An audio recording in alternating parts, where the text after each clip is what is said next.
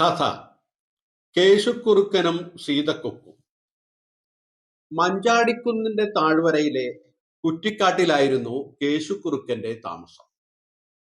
താനൊരു മഹാസംഭവമാണെന്ന ചിന്താഗതിക്കാരനായിരുന്നു കേശുക്കുറുക്കൻ. തന്റെ വീരശൂര പരാക്രമങ്ങളെക്കുറിച്ചും പാണ്ഡിത്യത്തെക്കുറിച്ചുമെല്ലാം വഴിയിൽ കാണുന്നവരോട് പറയാൻ വളരെ ഉത്സാഹമായിരുന്നു. കുറുക്കന്റെ പൊങ്ങച്ചം കേട്ടുമടുത്ത സഹജീവികൾ ആ വഴിയേയുള്ള യാത്ര തന്നെ പലപ്പോഴും വേണ്ടെന്ന് വെച്ചു. അങ്ങനെയിരിക്കെ ഒരു നാളിൽ സീതയെന്നു പേരായ കൊക്ക് ആ വഴി വരാനിടയായി.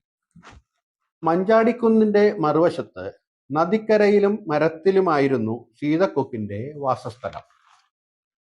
കുറുക്കൻ ഉത്സാഹത്തോടെ കൊക്കിനോട് കഥകൾ പറയാൻ തുടങ്ങി.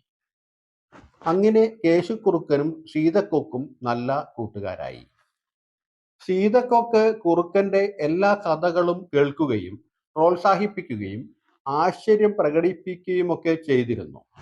ഇത് കുറുക്കനെ വളരെയധികം സന്തോഷവാനാക്കി. അത്രയും കാലം എല്ലാവരോടും പറഞ്ഞുകൊണ്ടിരുന്ന കഥകൾ തീർന്നപ്പോൾ കുറുക്കൻ പുതിയ പുതിയ കഥകൾ മെനയാൻ തുടങ്ങി.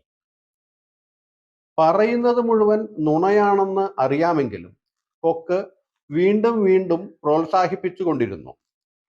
കേശുക്കുറുക്കന്റെയും സീതക്കൊക്കിന്റെയും കൂട്ടുകെട്ട് കാട്ടിൽ മുഴുവൻ പാട്ടായി. ഇതുപോലെ സൗഹൃദമുണ്ടാക്കാൻ പല കുറുക്കന്മാരും കൊക്കുകളും ആഗ്രഹിച്ചു. അതുപ്രകാരം പല കുറുക്കന്മാരും കൊക്കുകളും സൗഹൃദം തുടങ്ങി. എന്നാൽ കാലാന്തരത്തിൽ കൊക്കുകളുടെ എണ്ണം കുറഞ്ഞു വന്നതല്ലാതെ സൗഹൃദങ്ങൾ പടർന്നു പന്തലിച്ചില്ല. അപ്പോഴും മഞ്ചാടിക്കുന്നിന്റെ താഴ്വരയിലിരുന്ന് കഥകൾ പറഞ്ഞ് കേശുക്കുറുക്കനും സീതക്കൊക്കും പൊട്ടിച്ചിരിച്ചുകൊണ്ടേയിരുന്നു.